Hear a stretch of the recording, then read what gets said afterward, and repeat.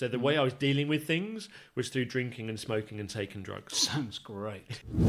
Even someone who works remotely by themselves or is a contractor for someone will probably have to interact with another at some point in their day or their week or their month. There'll be a relationship there. I think we've had to learn how to do this hybrid world now, where for the majority of companies, you're neither in nor out. This comes down to people are going to be at work for maybe 40% of their time, which could mean that they're with people at work more than they are with their friends or even with their partners. So I feed in there all of my clinical experience. We feed in real life sessions and we start to build this profile of AI Karl that means that people could get contact to me 24/7. The robots are coming. It's inevitable that there will be coaching Karl and they will be omnipotent and incredible. That is already here. I think people value mastery, but may increasingly value eldership in a world where much of the actual production part is going to be outsourced to highly proficient machines. I've got mood Hoover going round and round inside my head. I've not heard of that term before. I think that's gold. Is there a mood Dyson as well? Is that a thing? Or it's just a more expensive mood Hoover. With an interesting colour scheme attached to it. If your peers then plot you in miserable fucker, you need to have the bravery to be able to both accept that feedback and wonder what needs to change.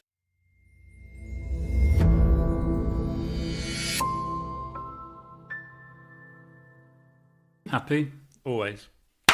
Podcast 12. There must come a point at which we don't count the number of podcasts. Oh, it's all right. I'll turn your lights on, mate. Yeah, thank you, mate. Thank you. Okay, well, given the fact that there you go. We haven't done anything with any of the video.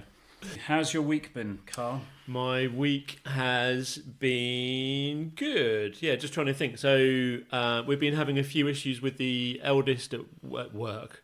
We're going to talk about work. We are going He's to. not there yet. Is he there? Is he up chimneys? What age is he? He's 9. Okay, so perfect definitely for a chimney perfect sweep. for chimney sweeps. Yeah.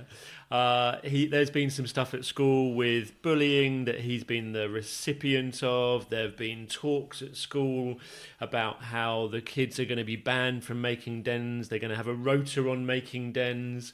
There's a rota for playing football. Goodness me. Yeah. He also got his nose bloodied by my 6-year-old this morning. Wow. My 6-year-old is vicious and took chunks out of my 9-year-old's nose as my 9-year-old was thumping him in the legs as well. So, yeah, it's been an interesting morning. A lot of energy. Yeah, a lot of energy. Good. How's your morning? Thumps and nosebleeds? There's been no punches, I don't think. I fell off the skateboard, but I have safety pants, and so that was quite reassuring. Apart from that, it's been a busy week. I went to Blackpool this week. Yeah. Well, absolutely. I've not been there for many years. Not much changed. I think I could reminisce as I was just going up the strip. That sounds all wrong, but as I was being driven along the seafront, I kind of getting flashbacks from. I must have been 3 or 4 years old. Very little seems to have changed.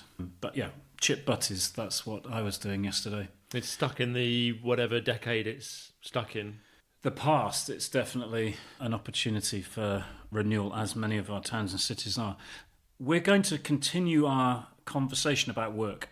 Last week we touched on identity and what it means to us, your friend with his verbose business card, and these labels that are important and we might accumulate over time, and perhaps the comparison between fighter pilots and therapists.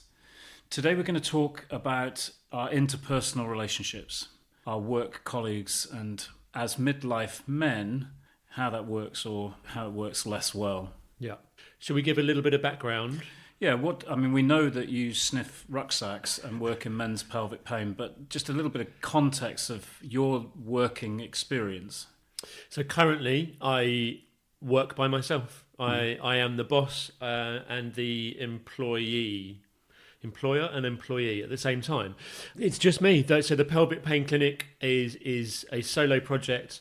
I see patients on a one-to-one basis, and that's pretty much what I do. So as an example, my Christmas work due 2 years ago, when we couldn't get a babysitter, I invited my wife along to our Christmas work do. It was supposed to be the two of us. We couldn't get the babysitter, so my boys, 9 and 6-year-olds, also joined us at Rockwater for lobster platters for Christmas lunch. It was pretty odd. Bring your kids to work. Bring the kids to the work Christmas party. But you have clients. Yes, yeah. So there are relationships at work. Absolutely, yeah. And they're varied. My youngest patients are 18. I don't see anyone younger than 18, and my eldest patients, I think, currently 88. Wow.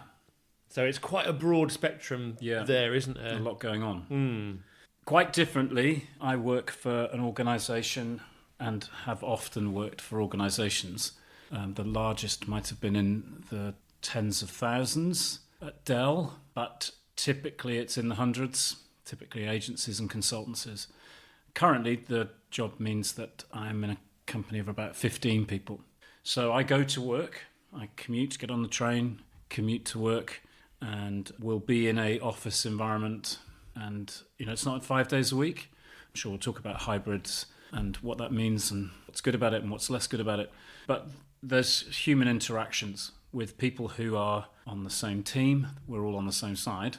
And then we have lots of relationships with people contracted to build things, relationships with councils, relationships with leisure centres, the general public. So there's lots of stakeholders, but a core team of about 15 people. Youngest is 24, oldest is 57 at the last time I checked my age.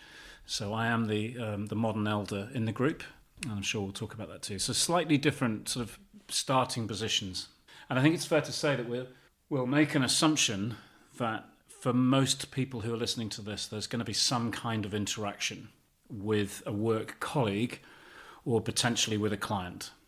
There are sole traders who have few interactions and may go to do a task and do it alone and return from it with little or no interactions, but that's often not the case, right? Yeah, I think so. And I'm just, as you're saying that, I'm just going through my head. Even someone who works remotely by themselves or is a contractor for someone will probably have to interact with another at some point in their day or their week or their month. There'll be a relationship there.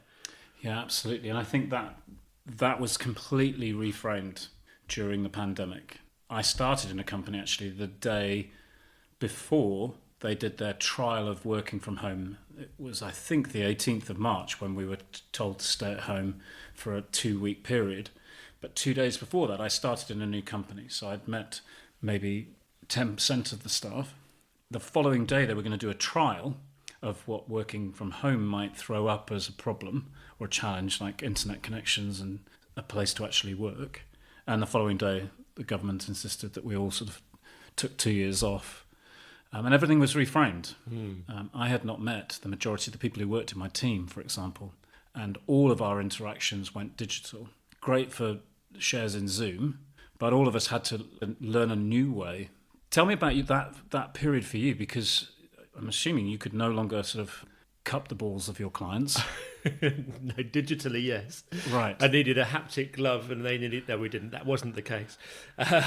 So I was already doing telehealth sessions at that point. Okay. I had shut down the clinic we had at home a few weeks beforehand, where I was doing hands-on work, sports injuries, sports therapy, rehab stuff. I decided to close that down and focus solely on the pelvic pain clinic. Mm-hmm. And so I was already doing telehealth with a few patients. I was travelling up to Islington to see patients face-to-face, cut their balls, face-to-balls. And then I had to stop. That all had to retreat. Right. And so for me, it was learning a new way of working with patients. And it was that was a real junction in the way that I started to work and now continue to work. So for me, that was really, really formative in the way that it adapted my practice. Right. I started to realise that I could work with men, not only in the UK, but across the globe, and not only meet them in a new way, but help them, listen to them, understand them, and subsequently treat or support or coach or mentor them in a whole new way. For me, it was an opportunity. Did it open up more markets for you then? Absolutely. Yeah. And particularly during the pandemic, where so many men were isolated with the condition, from healthcare because they couldn't see someone face to face, a urologist, a GP, or a physio. So it dramatically changed the face of my business, and it's massively informed the way I run my practice now. So for me, monumental in terms of being able to adapt and to shift. I was forced into it. I couldn't furlough because it was me. Yeah. It was incredibly challenging because the number of men during that period of the pandemic that were really struggling and wanted to commit suicide and didn't want to be here anymore rose and rose and rose and rose. Yep. So I was struggling with my own mental health, being confined to the four walls of my house with my wife and two boys, incredibly challenged mentally, and then I'm having to deal with and navigate men contacting me saying, I don't want to be here. It's too overwhelming for me. I would rather die than try and work my way through the pandemic and live with chronic pain as well. So really pressurised time. As we obviously heard at the top of the show, your boys are full of energy. Yeah. And while you live in a lovely house, it's not the largest space when there's quite so much energy. And so I'm assuming you were homeschooling as well. At this point, the eldest would have been 5. The youngest would have been very, very young. Okay, but still responsible for their development. Yeah, and their education. Because I have a history of being a teacher, I was creating lesson plans and things that Nicole could do, my wife, while I was at work, and then things that I could do with the eldest. So spelling, maths, seek and find. There were some educational things. I was fulfilling a lot of roles without. And you'll know this, and we've discussed this so far, the amount of well-being in my life right now is hugely important for me. Mm-hmm. And at that moment in time, during those couple of years of us being segregated and locked up, I had none of that. It was very, very limited. So the way I was dealing with things was through drinking and smoking and taking drugs. Sounds great. It was interesting times. Lock us down. Yeah. It was difficult times to navigate. But there was, for some of us, a really positive experience. And I think in the world of corporate work or larger teams, and this is, again, it's rather general a point, but those people who were midlifers, let's say 40 to 55, quite liked it. And a lot of that was to do with the house that they lived in. They typically weren't in central London. They typically had a nice home. The opportunity to be in it, for most, was pleasant, although there was, for some, obviously this pressure cooker and responsibility for education and well-being and mental health, and the limited supply of food, and all of those things were going on. But for some people, it was really opportune, and they loved it. Whereas I certainly experienced for the younger generations in my workplace, at that time I was in a company of about 400, and the majority of them were probably under the age of 40, and I'd say the majority of them were under the age of 30, and many of them were in rented accommodation, comparatively small accommodation, not necessarily as salubrious as the midlifers, and found it completely much, much more difficult to navigate. I think we've had to learn how to do this hybrid world now, where for the majority of companies, you're neither in nor out. You're partly in and partly out, and there are some companies that insist 5 days a week in the office and would suggest that there's productivity benefits of that. Others have seen it as an opportunity to manage costs, so they don't necessarily need as large office spaces, or the staff simply demand a high degree of flexibility and hybrid working, but it brings with it quite a lot of questions about our relationships and how they develop. It's definitely true that in the types of work that I do, there's a osmosis of skills. So by people with experience working alongside those people with less experience, there'd be a transference of techniques. And when you're not in the same place, some of that doesn't actually happen. Some of the mentorship doesn't happen. Some of the non-verbal communication simply can't happen because it's not able to transcend the screen. I mean, I think that's brought with it its own challenges. Yeah, very much so. This hokey-cokey model of business working is a real... For some, it's been opportunistic, but I can certainly see now, as we are...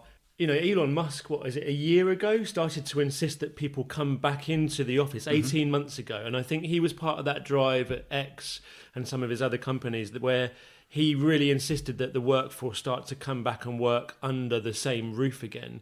And that started to trickle down, didn't it? And other companies were going, well, you've had 2 or 3 days of working in the office. We want you up to 3 or 4 days. And some companies are insisting that they are, depending on the nature of the business, that the staff are in all the time now. Absolutely. And I think it highlighted the generational differences.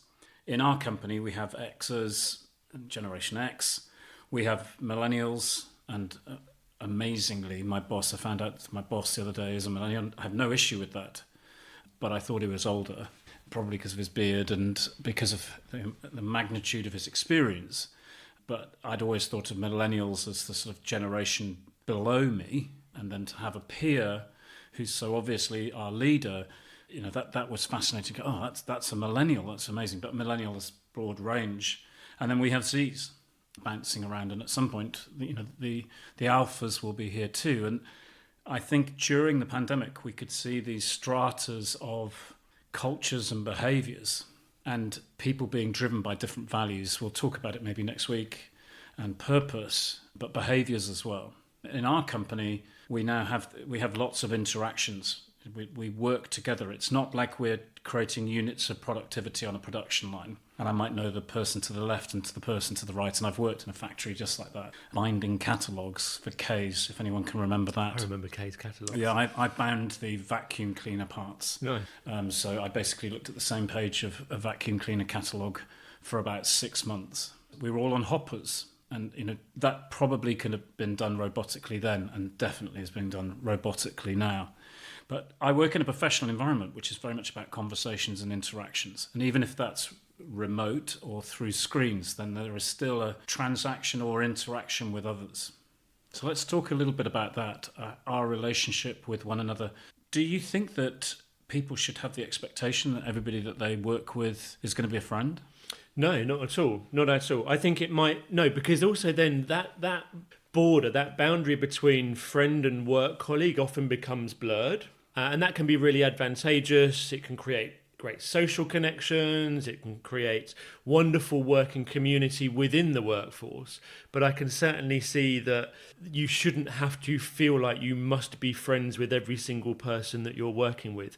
There's a big difference, isn't there, with how many people are in your team at the moment? There's about 15 of us. 15. And you go to a bigger workforce like Dell, or even bigger workforces, the NHS. Imagine being friends with everyone who you work with in the NHS in the UK. Impossible. And I don't think that working relationships should only be based on friendship. I do believe that can, in some situations, be really, really unhelpful. And we need to remain professional within those working relationships as well. Yeah, I mean, this comes down to people are going to be at work for maybe 40% of their time, some of us more than 40% of their time, which could mean that they're with people at work more than they are with their friends or even with their partners. So it's not insignificant. And I think it is positive that people can develop friendships at work, but we are all part of teams and working with colleagues. So I think it is sometimes about expectation. What do we expect of one another and our interactions with one another? But for the midlifer, I think there's also, whether that be a man going through the andropause or a woman going through the menopause, or people identifying differently who are going through some form of liminality, our roles also begin to change. Our value that we can contribute can also begin to change, both positively and less positively. Yeah, and you spoke about the robots earlier on, the AI bots, and their involvement now, I would imagine, probably in the vast majority of most sectors of business, or at least in some of the tools that are being used to help to organise or facilitate or support or run many aspects of the business. Now, as a midlifer, I'm in my role within my job. AI has been great at helping me, but we know personally plenty of midlife men who are actually struggling because of the threats of AI and their involvement in much of people's workplace at the moment, aren't they? Yeah, for sure. And I think that challenge can be at both ends of the career spectrum. On the one hand, people at my age are asking themselves the question, well, what value is there now placed on experience? It's taken me 35 years to develop the experience that I have and I can apply to something. And I would argue that that means I can determine the difference between something being good and something being less good, or something actually being shit. And so there's a degree of discernment that comes with experience. It's not going to be very long before there's discernment in the machine. But there is already an erosion of the value of experience. A person from a different generation goes, well, I don't need to have known 30 years of marketing because I'm going to put it into this machine. It's going to be automated. I'm going to be using agents to do it anyway. And they have far more experience than I'll ever have because they've got all experiences of all marketing. So I think that can be quite a challenging environment to be in. It's like, okay, therefore, what value do we bring to the companies that we work in, Karl? Yeah, and we're going to start to cover values and other relationships with our working environment in the next podcast as well.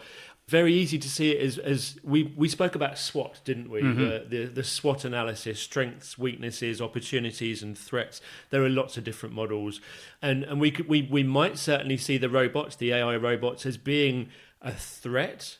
They might be an opportunity. I guess it depends on where you sit within your business and how much your business is being influenced, or even you.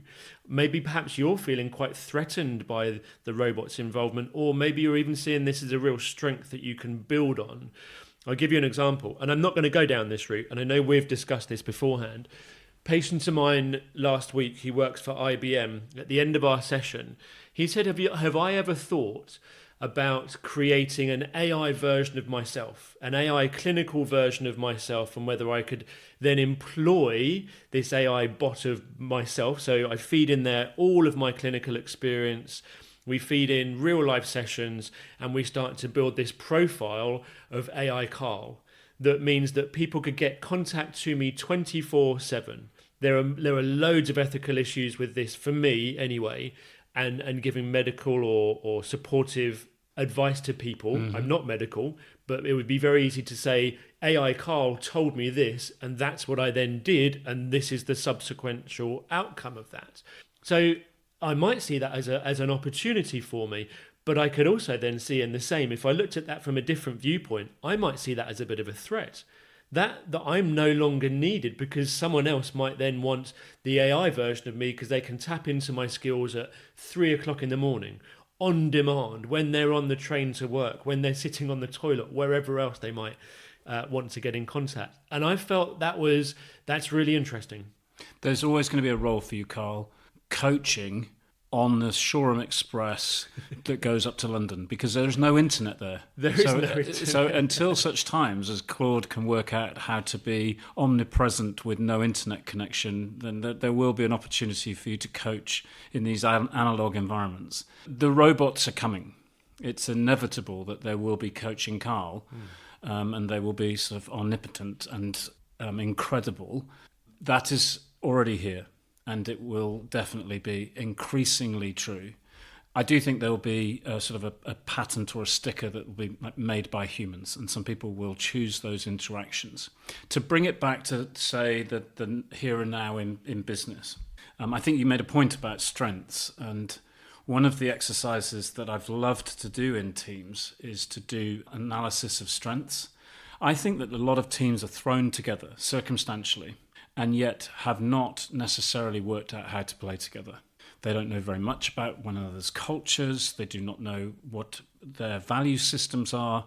They don't necessarily know where their strengths are. I don't want to talk about weaknesses if we're coming from the positive psychology world.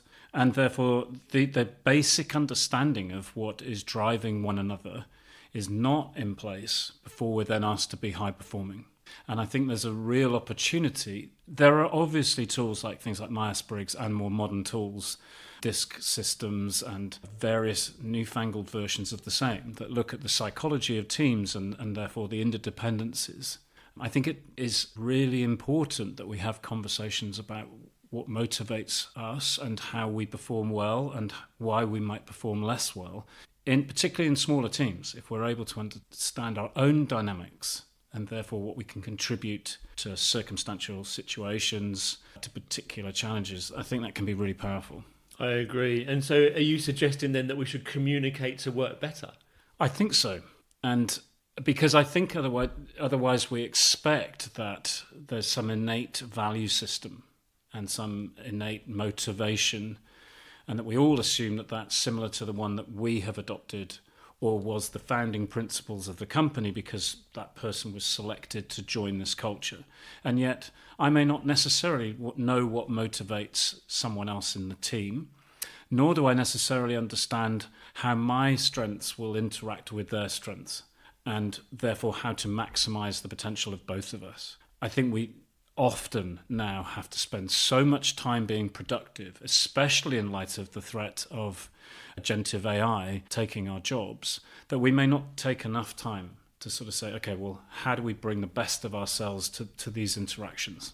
Yeah, and I can see where friendships might allow that a little bit more. If you're friends with work colleagues, you probably understand them at a slightly deeper level than someone who is there in the background, perhaps keeps themselves to themselves, and they might be perfectly happy within that role. And the team also might be perfectly happy with that individual being that individual. There's nothing wrong with that at all. But I mean, communication is so important, isn't it? What are my needs, and not just my needs, but what are the needs of the people that are around me, particularly if we're working as a team, and how can we work better to collectively recognise our strengths and opportunities within that? Is there an example you might want to give that could help that? Well, I'll give you a very practical example, which was a piece of consulting that I was doing. So I was coaching a leader within a business, and she was about to take maternity leave but had not told her team. And she asked me what would I do in that situation. And I asked what was the question behind her question. Like what is the challenge that this might represent for her? And she was like, there's a high degree of dependency upon her as both a manager and a leader, and that she had particular strengths. She was incredibly successful in a team that perhaps were almost over-dependent upon her strengths. And so therefore, if she wasn't there, and this wasn't her being egotistical, this was actually quite pragmatic, bereft of her being there, how would they perform? Or would they have the confidence to feel that they could perform as well or even better in her absence? So what we did, we looked at our strengths. Again, you can go to Penn University and look at positive psychology, and I think the tests are called the AIM strength tests. It takes about 30 minutes. It's about 240 questions. You and I should do this, actually, Karl, and then share what our strengths are, given the fact that the two of us work in this company. Yeah. And I know what my strengths are, but I'm still looking for your weaknesses. But we could do this exercise. And we then all, in this team together, I was consulting the team and coaching the leader. We brought our strengths to the table, and we sat down in an exercise and said, okay, what are your strengths? And everybody was given an opportunity to talk about what they had discovered through their own curiosity in this tool. That technique is, I think, called the listening room, where we give each other the opportunity to speak and we respect. It's a little bit like our circles and gatherings, where people are able to say, okay, well, by the way, there's no weaknesses. You only get 26 strengths, rank ordered. Now, that's the whole world of positive psychology, and I know some people don't like the idea that everybody gets a lollipop and everyone gets a medal and there's no such thing as weakness. Some people would challenge that thinking. Mm-hmm. Nevertheless, it's interesting to see what your top 4 or 5 strengths are and how those can be interpreted or used at work. I'm remarkably creative, whereas other people are brilliantly diligent at delivery and able to see things incredibly analytically. I'm very qualitative and emotional. Other people may be more quantitative and rational. And so those two things can be wonderful together. If you had a company full of emotional people who cared less for some of the quantifiable things that one needs to care about, it could be imbalanced. So to understand how those things work, and then to role play. So we would throw in a situation, for example, a critical customer problem that needs to be managed, a crisis within a business. And we would role play how will we work?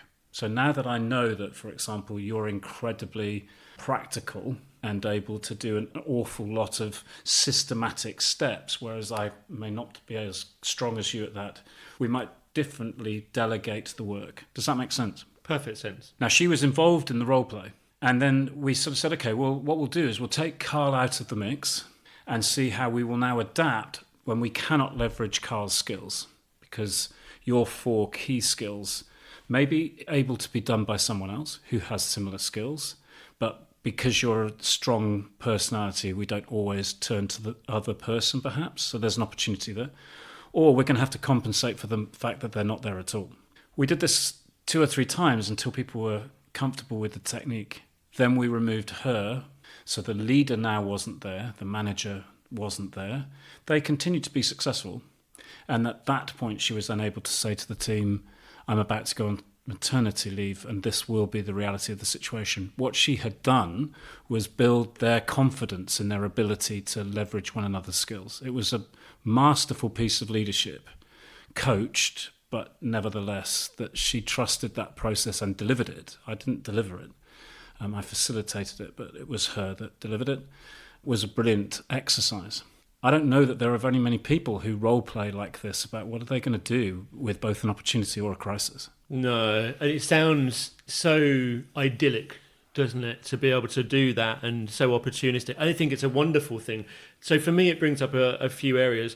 We are adaptive. Mm-hmm. We can be adaptive. And although we might have roles as midlife men in the workplace, it doesn't mean that that's what absolutely pigeonholes us and defines us by that particular role. And sometimes we might need to adapt. Sometimes that might be overwhelming, particularly if we're trying to do that by ourselves. So the communication with the team or the people around us would allow and facilitate us to be something more than the role that perhaps we've been fulfilling. Maybe the role we've been fulfilling for 5 years. Absolutely. 10 years, maybe even longer than that as well. It's very easy to fall into that groove, isn't it? And that's just what I do. Rinse and repeat, day in, day out. Yeah, and I think the opportunity there for people with experience, when the mechanistic output is possibly being replaced with automation, to some degree, not for everybody, but for some people, this more coaching or mentoring, bringing experience and sort of saying, okay, there are some techniques that we could learn together to optimize our team's performance. I'm sure that could be prompted by chat, but only if the prompt was sufficient to get the answer. You mean chat? Well, or Claude. But yeah. The point being that perhaps our role is to be as either mastery or eldership. I think people value mastery, but may increasingly value eldership in a world where much of the actual production part is going to be outsourced to highly proficient and efficient machines. So I think there's an opportunity there to sort of say, well, how do we develop better communication and interactions with one another? I just want to bring us onto another technique, which I think is really helpful, is to map your relationships at work. So here I would create a graph, 2 lines, a horizontal line and vertical line, so intersecting, we can put that in the show notes. And on my vertical axis, I might put energized and de-energizing or distracting. And then I would put across the horizontal path frequency, so high frequency of interaction, low frequency of interaction. Now, there's only the 2 of us, so we don't interact particularly frequently, but I always find it energizing. So I'd put you in energizing, infrequent, in that quartile. If we're in a company of 15, we could plot all of the 15 people, if it's necessary. Very hard to do this if you work at Barclays.com or whatever, when it's 75,000 people. But you will have sort of circles of influence, and you may need to look at the very close interactions. Now, there are going to be some people that you interact with very often that do not energize you to degrees. There are going to be some people that you infrequently interact with who are very energizing.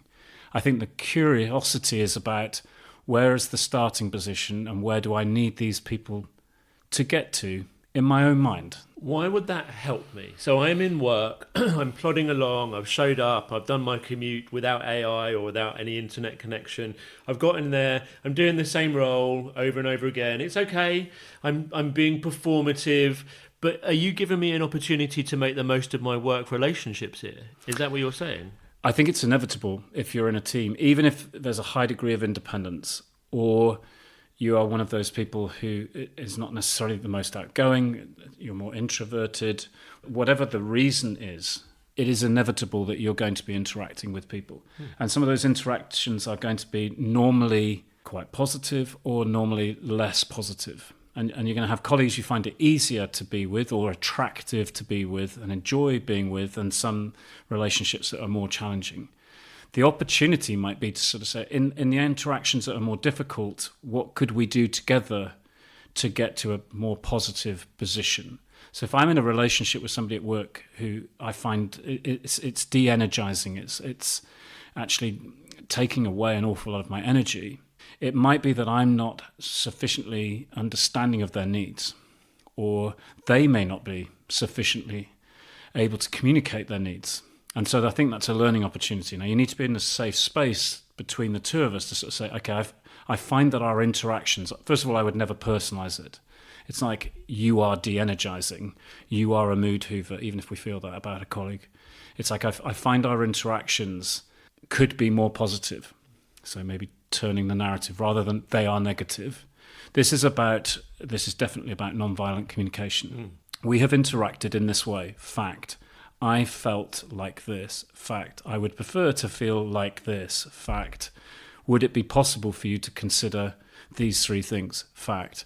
That is about working with that person. And then they have the opportunity to go, that is going to be difficult for me because of X.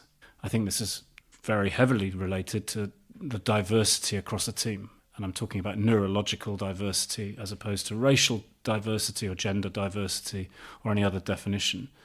That is for me to say, I don't think there is any typical or normal.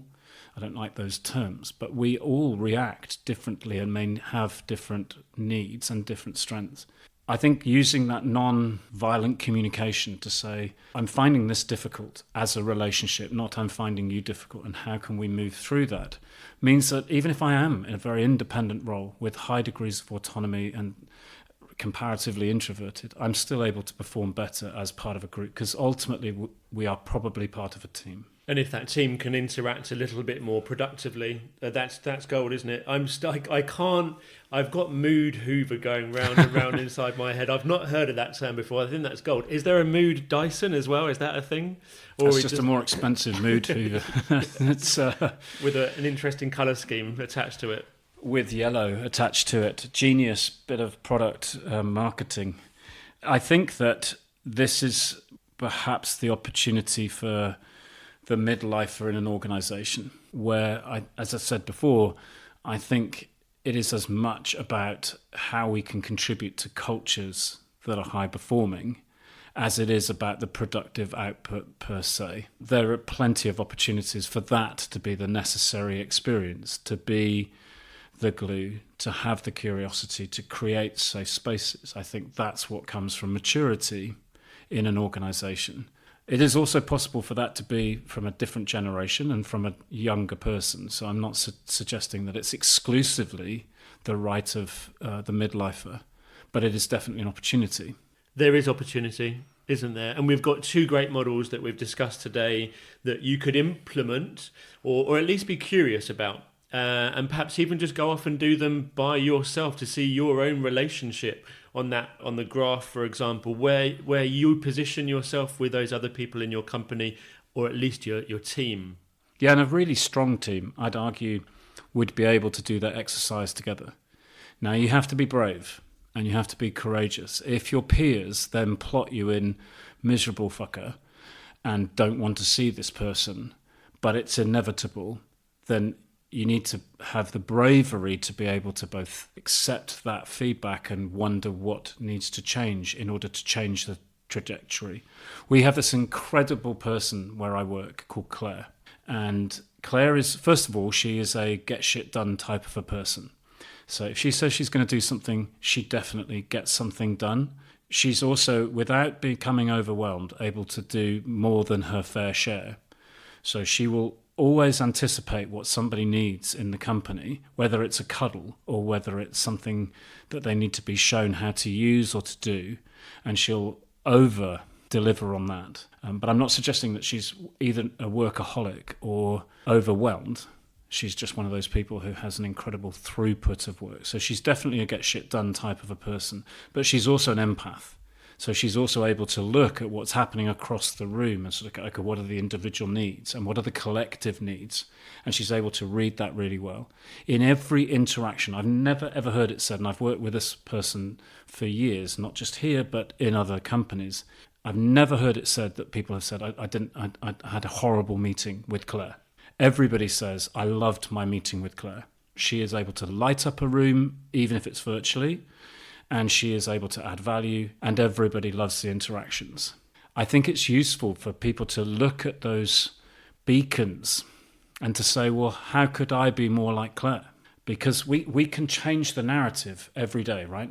I'm notoriously grumpy, but I'm not grumpy. I can just behave in a grumpy way. But I can also look at somebody and mimic them. And I think this is also a very useful tool in communities at work, to pick the person that you think is very successful, who is less concerned with popularity, but is an attractor, that is an energizer, and say, okay, what is it about their behaviours that is different from my behaviours? And could I choose to be more like Claire? Where would you plot yourself? Where would your peers plot you? And not every interaction has to be frequent, and not every interaction is always energizing. But if it were true that you wanted there to be more positive interactions, how can you move towards them?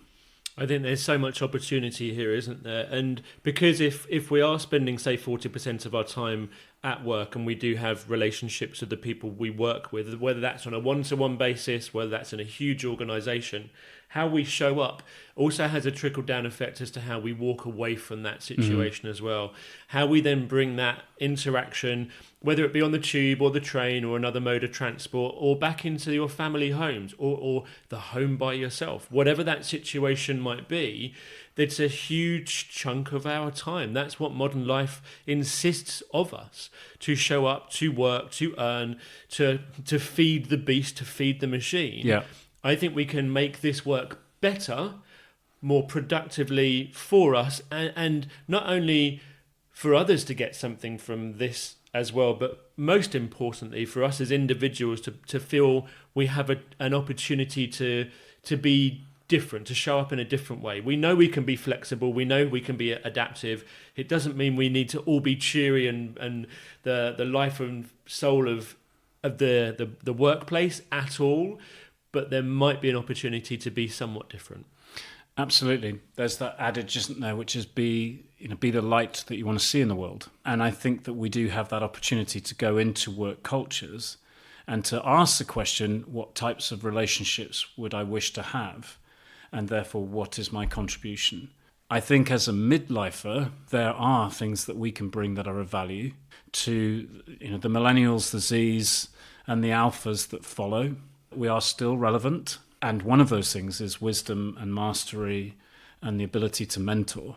Yes, that can be done by a machine, but I think that people will enjoy that being done by humans, because I think the nuances of communication are still far too subtle for the machines to mimic them brilliantly all of the time. So I think we still have a role to play.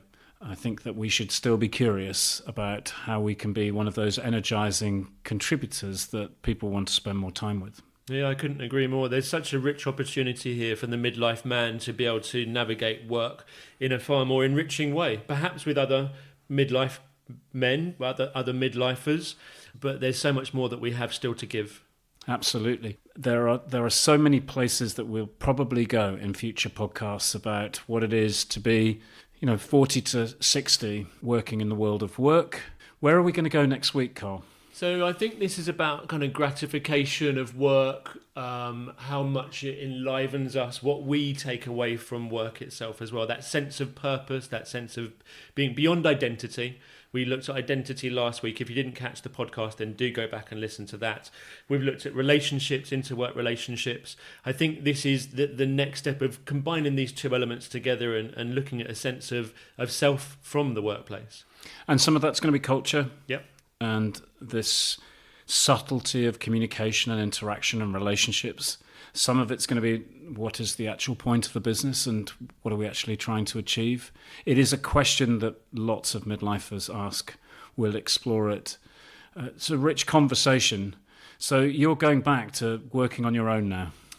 Yeah, I'm the mood hoover in my own business. That's me. I'm a loner. Well, no, apart from this, there's you and I, isn't there? There is always you and I. I look forward to speaking again in the clearing next week. So where can people reach out and find us, Matt? Please subscribe to the podcast. Thank you for listening today. It's brilliant if you just click subscribe. We can then tell you when we've launched another podcast. Secondly, you can come to our website. There's lots of interesting stuff there, events that we do, content that we write, information about the podcast, where you can meet us. So please come there and subscribe. We promise not to spam you. If LinkedIn's your thing, then both Karl and I have LinkedIn pages and the clearing is there. And finally, if you'd like more visual content like Reels, then you can see us on Instagram. If you'd like to email us, email matt@theclearing.life. Same URL as the website, matt@theclearing.life, and we promise to try to answer. I'll put all the links to all of what we've just mentioned beneath the description of this podcast. We'll see you in the clearing.